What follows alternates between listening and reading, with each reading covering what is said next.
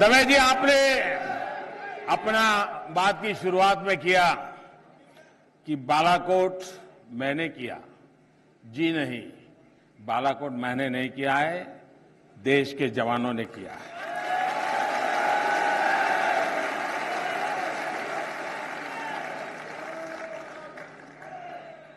हमारे सुरक्षा बलों ने किया है और ये सबसे पहले हम सब की तरफ से उनको सैल्यूट।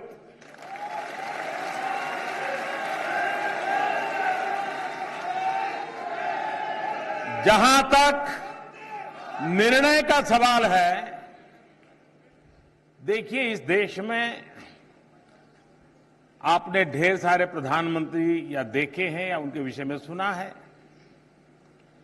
और कई लोग उस समय भी जब 2014 का चुनाव था प्रधानमंत्री की कतार में खड़े थे।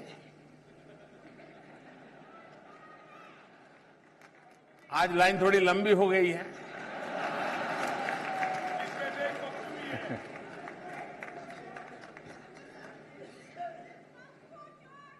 अगर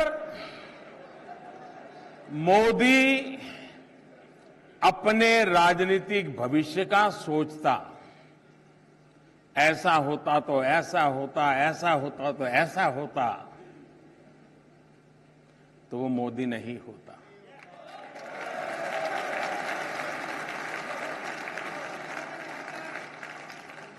अगर यही राजनीतिक पैंतरेबाजी से देश चलाना होता, नफा नुकसान का हिसाब करके देश चलाना होता, अपने राजनीतिक हित, अपनी राजनीतिक भलाई, उसी को लेकर के अगर निर्णय करने होते तो मोदी की इस देश में प्रधानमंत्री बनने की कोई जरूरत नहीं थी।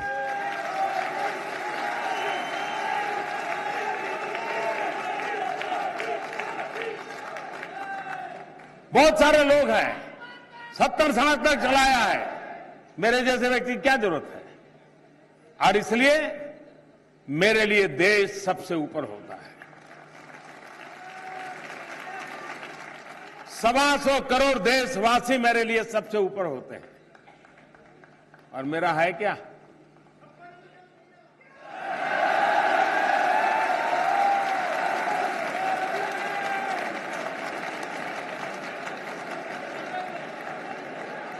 आगे पीछे कोई चिंता नहीं रखी है। दूसरा, मुझ जैसे राष्ट्रीय राजनीति में अनजान व्यक्ति को 30 साल के बाद देश की जनता ने पूर्ण बहुमत दिया है। हमारे राजनीतिक दलों को भी पता नहीं है, ये दुर्भाग्य है।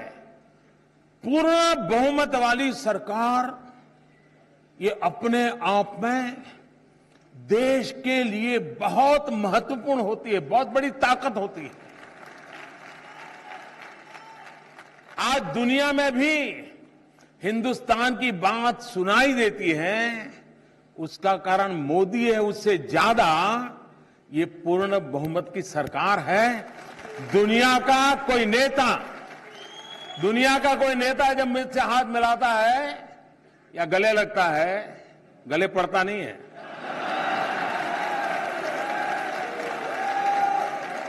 तो उसको मोदी नहीं दिखता है।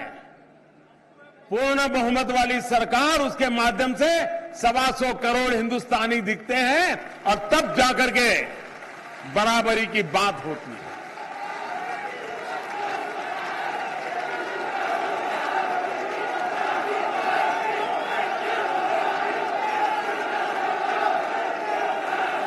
तीसरी बात, ये निर्णय मैं इसलिए कर पाया, मुझे मेरी सेना पर भरोसा है।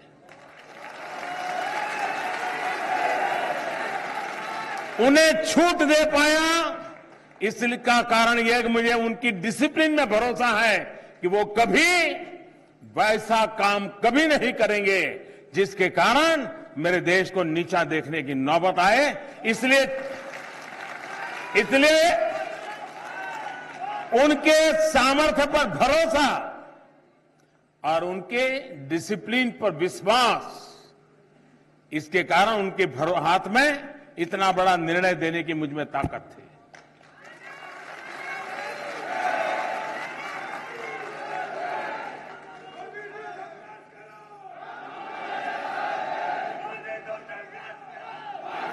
अब इसके पीछे मेरी विचार प्रक्रिया क्या है?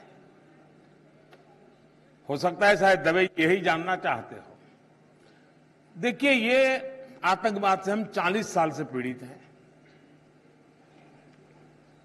कौन ये पाप करता है सारी दुनिया को पता है। रिमोट कंट्रोल कहां है सबको मालूम है। आतंकवादियों के आका कहां बैठे हैं सबको मालूम है। और वे आए, मारे, चले जाए। मुंबई में आए, अनेक लोगों को मार के चले जाए। उरी में आए। अब मुझे बताइए, हमारे सेना के जवान रोज लड़ रहे हैं। थोड़ा देर पता चले इस कोने में है तो पहुंच जाते हैं, और सुबह टीवी चालू करो तो पता चल रहा है हाँ वहां चल रही है गोलियां। वो हिम्मत के साथ कर रहे हैं। लेकिन ये कब तक चलेगा? और तब मैंने तय किया कि अब ये जहां से कंट्रोल होता है, खेल वहीं खेला जाएगा।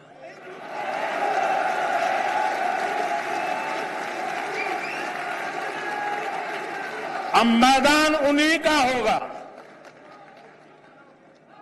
मैदान उन्हीं का होगा।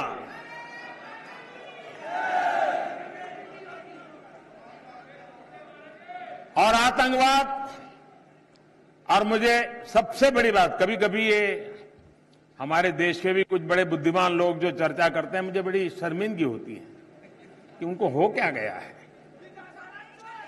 आखिर पाकिस्तान बालाकोट की घटना, उसके बाद भी उसके अभी भी उनके एयर स्पेस शायद अब खोलना शुरू किया है। 1.5 महीना हो गया। अब उनको लगा है शायद मोदी चुनाव में बिजी हो गया है तो शायद कुछ करेगा नहीं। मेरे लिए चुनाव प्रायोरिटी नहीं है जी, देश प्रायोरिटी है।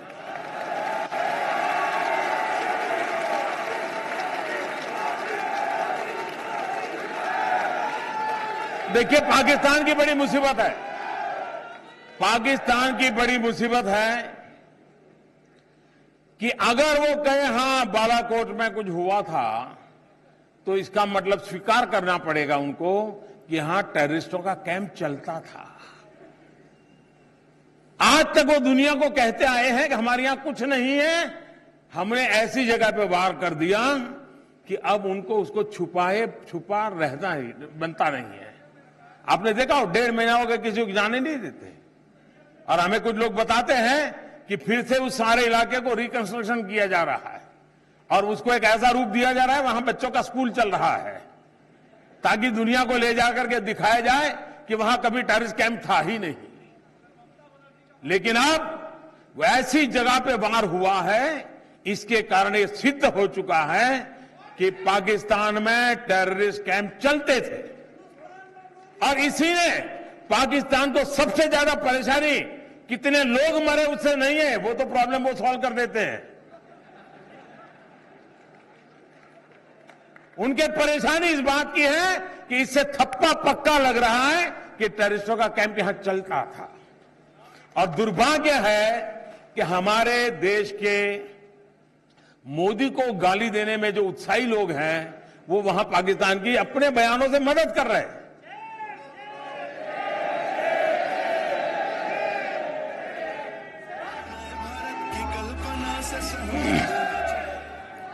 सर, अगला सवाल ग्वालियर मध्य प्रदेश से है। श्री शिवराज सिंह चौहान जी भी उपस्थित हैं इस कार्यक्रम में। अगला सवाल ग्वालियर मध्य प्रदेश से। जी हाँ, हम कनेक्टेड हैं।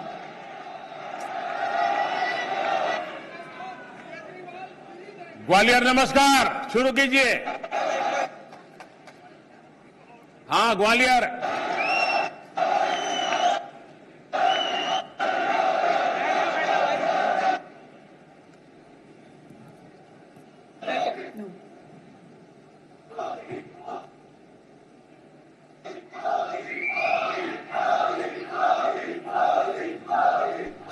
मौजूद है, सवाल पूछिए।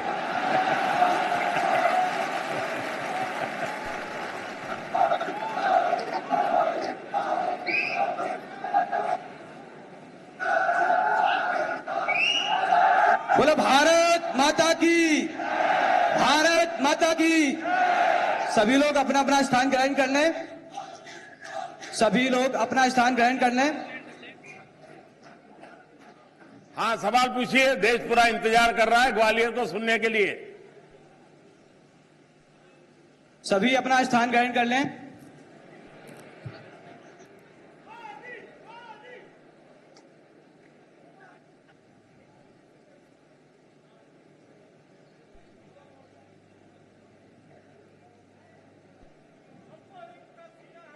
सवाल पूछने वालों से मेरी प्रार्थना है कि औरों का समय खराब हो रहा है, बहुत जल्दी आप अपना काम पूरा कीजिए। माननीय हम सब के यशस्वी प्रधानमंत्री श्री नरेंद्र मोदी जी को मैं सादर नमस्कार करती हूँ। सादर नमस्कार करती हूँ। मैं शकुंतला सिंह परिहार ग्वालियर से एक शिक्षिका हूँ। मैं सबसे पहले आपको बहुत बहुत बधाई देती हूँ, नव निर्माण भारत की आपको बहुत बहुत बधाई देती हूँ। मेरा प्रश्न आपसे भ्रष्टाचार को लेकर है। पूरा देश, हमारा पूरा देश भ्रष्टाचार में लिप्त था। आपके आने से पहले भ्रष्टाचार में पूरा लिप्त था। आज देश संतुष्ट है कि भ्रष्टाचार के खिलाफ एक कड़ा निर्णय लिया गया है। आज देश ये चाहता है कि भ्रष्टाचारियों के खिलाफ हम उन्हें जेल में देखें। मेरा आपसे प्रश्न ये है कि आप भ्रष्टाचारियों के खिलाफ कितना कड़ा निर्णय लेंगे, प्लीज आप आंसर दीजिए। Thank you. धन्यवाद। आप शिक्षक हैं, आप बैठिए। और मैं समझता हूं शिक्षक बड़ा चौकीदार होता है, आने वाली पीढ़ियों की भी वो चौकी करता है, और इसलिए मैं ऐसे चौकीदार को यहां से नमस्कार करता हूं। आपका गुस्सा बहुत स्वाभाविक है। 2014 में भी मैंने कहा था और आज भी कहता हूं कि जिन्होंने देश को लूटा है उनको पाई पाई लौटानी पड़ेगी।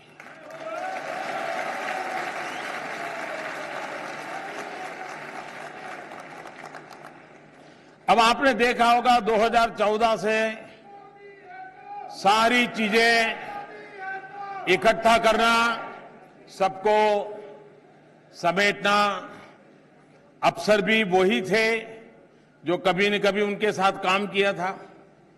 अब धीरे धीरे वो अफसर रिटायर्ड हो रहे हैं, नए आ रहे हैं, तो जरा मेरे काम की सुविधा भी बढ़ रही है। तो 2014 से आपकी मदद से मैं इन लोगों को जेल के दरवाजे तक तो ले गया हूं।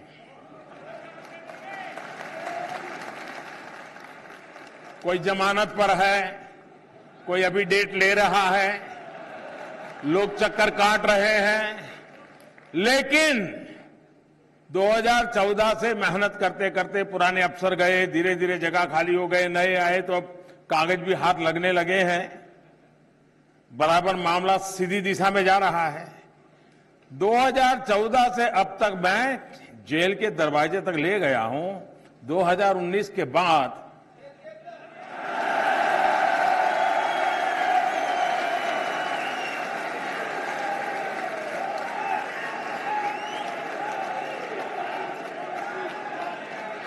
ये जो भागते हैं ना, उनको भी यही कारण है, डर लग रहा है। कुछ लोग विदेशों की अदालतों में जाके ये कहते हैं कि भारत की जेलों की स्थिति ऐसी है कि हम उसे रह ही नहीं सकते। ऐसा हम उनको महल देना क्या? तो मैंने कहा जाओ कोर्ट में बता दो भाई, अगर ये इतने बड़े हैं क्या? अरे अंग्रेजों ने गांधी को जिस जेल में रखा था, मैं उनको उससे कोई अच्छी जेल थोड़ी दूंगा।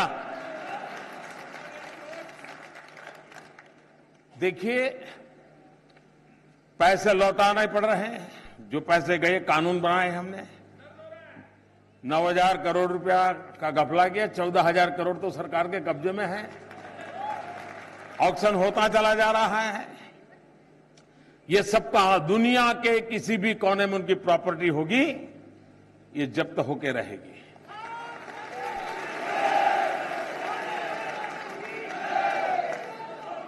और कभी न कभी हिंदुस्तान के कानून के शरण उनको भी आना पड़ेगा। दूसरी बात है, ये जो पहले खबरें क्या आती थी कि फलाने अफसर के यहां बिस्तर के नीचे से नोटों का बंडल निकलाते थे कि नहीं आती थी, अब बंद हो गया। पहले जितने लोग टैक्स देते थे आज उससे करीब करीब डबल हो गए। हर एक को लगता है भाई ईमानदारी का माहौल बन रहा है, चलो हम भी ईमानदारी से चले। तो हमारे दो प्रकार से काम है। एक, ईमानदारों को पुरस्कृत करना, ईमानदारों को प्रोत्साहित करना, ईमानदारी का सम्मान बढ़ाना। उनका मान सम्मान बढ़ाने की हमारे यहां परंपरा ही नहीं रही जी। आपने देखा इस बार बजट में हमने ऑफिशियली पार्लियामेंट के फ्लोर पर टैक्स पेयर का धन्यवाद किया है। इनका गौरव करना चाहिए। हम उनको नीचा दिखा करके चाहें कि देश चले तो कैसे चलेगा भाई? अनाप शराब गालियां देकर के हम उनको परेशान करेंगे तो क्या होगा? हम उस रास्ते पर जाना नहीं चाहते। मेरे लिए टैक्स पेयर देश के गरीबों की सेवा करने के लिए वो अपनी भूमिका अदा कर रहा है, ईमानदारी से अदा कर रहा है, उसका मान सम्मान गौरव एक रास्ता। दूसरा, जो गलत करता है वो किसी भी हालत में बचना नहीं चाहिए। और ये कानून बनाए हैं, व्यवस्था बनाई है, लोगों को लगाया है, ये तो किया है। लेकिन जब पता चलता है कि ऊपर गड़बड़ नहीं है तो फिर नीचे ठीक होना शुरू हो जाता है। वरना तो रास्ते चलता है, 5 रुपए किसी का मारेगा तो भी कहेगा ऊपर पहुंचाना है, और किसी को लगता है ऊपर यानी पीएम को पहुंचाता होगा। लेकिन अब देश को पता है कि ऊपर कोई लेने वाला रह नहीं तो नीचे देने वाला भी बंद हो गया। लेकिन इसको विस्तार से हम बहुत कुछ बातें कह सकते हैं, मैं आपका समय लेता नहीं हूं। देश के सामान्य मानवी की अपेक्षा है कि इस देश में लूटने वाले बचने नहीं चाहिए, और मैं वादा करता हूं इस काम को मैं करके रहूंगा। मैं देश के विकास में छोटा सा भागीदार हूं। आज मैं भी चौकीदार नाम के इस कार्यक्रम में भाजपा के कई सारे वरिष्ठ नेता भी शामिल हैं। श्री अमित शाह जी मौजूद हैं चांदनी चौक में, श्री सुषमा स्वराज जी मौजूद हैं वेस्ट दिल्ली में, श्री राजनाथ सिंह जी ईस्ट दिल्ली में। कई सारे नेता हमारे साथ बने हुए हैं, इस कार्यक्रम का हिस्सा बने हुए हैं। अगला सवाल हम लेंगे बेंगलुरु कर्नाटका से। या कनेक्टेड, आप अपना सवाल पूछ सकते हैं। कर्नाटका, नमस्कार। हाँ, बेंगलुरु, बताइए।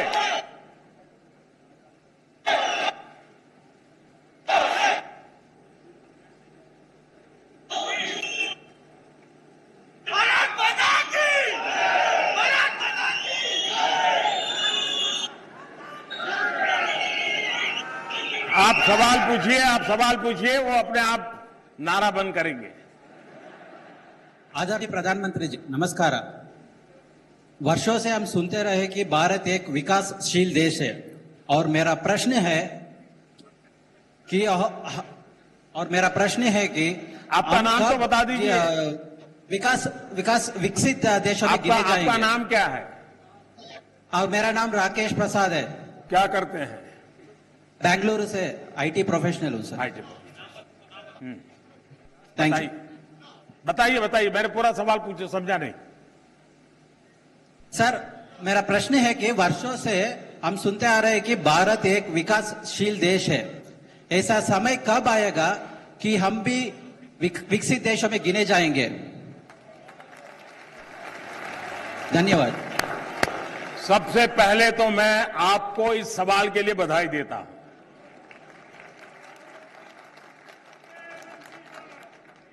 जब हिंदुस्तान के सामान्य मानवी के दिल में ये इच्छा जगती है, इसका मन में एक भाव जगता है कि भाई कब तक विकासशील, कभी तो विकसित देश बनना चाहिए, और ये सवाल में वो एक इच्छा पड़ी है, आकांक्षा पड़ी है, और कर सके ऐसे व्यक्ति पे भरोसा भी पड़ा है।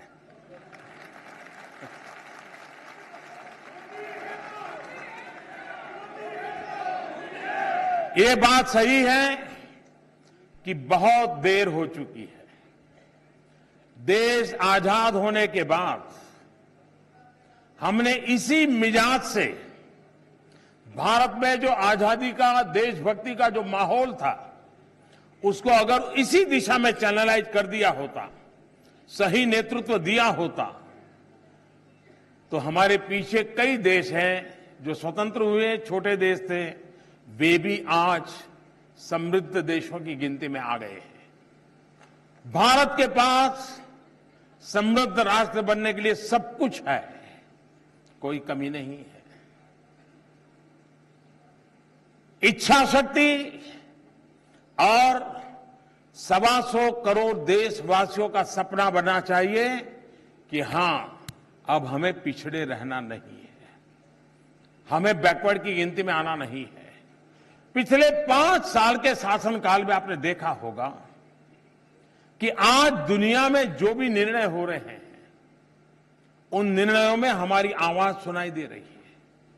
2014 में जब मैं आया तो विश्व की अर्थव्यवस्था में हम 11 नंबर पे थे, और आप जानकर के हैरान होंगे कि जब हम 11 नंबर पर थे तो उस समय के वित्त मंत्री, पुरानी सरकार के वित्त मंत्री, फाइनेंस मिनिस्टर, जो अपने आप को बहुत बुद्धिमान मानते हैं, उनको लगता है इस देश में उनकी बराबरी की बुद्धि वाला कोई है ही नहीं, उन्होंने 2014 के पहले बजट के समय पार्लियामेंट में भाषण देते हुए कहा था, और बड़ी खुशी व्यक्त की थी कि हिंदुस्तान ने गर्व करना चाहिए कि हम दुनिया की 11वीं नंबर की इकोनॉमी बन गए हैं। मैंने कोई हो हल्ला नहीं किया, कोई ढोल नहीं पीटे, आज हम नंबर 6 पे आ गए।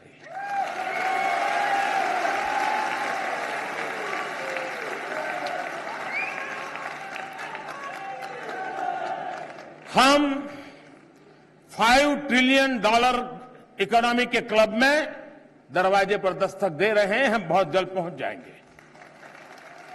आजकल मैं राज्यों से जब बात करता हूं तो मैं राज्यों से पूछता हूं कि बताइए भाई, क्या कभी आपका राज्य $1 ट्रिलियन की इकोनॉमी का सपना देख सकता है क्या? इसके लिए आप क्या योजना करेंगे? एक देश में माहौल बनाया है मैंने, और हमें आगे भी बनाना है कि हमें दुनिया के बराबरी करनी है। हमने बहुत सारा समय हमारा इंडिया पाकिस्तान में खराब कर दिया। अरे वो अपनी मौत मरेगा भी, उसको छोड़ दो, हम आगे निकल चलो।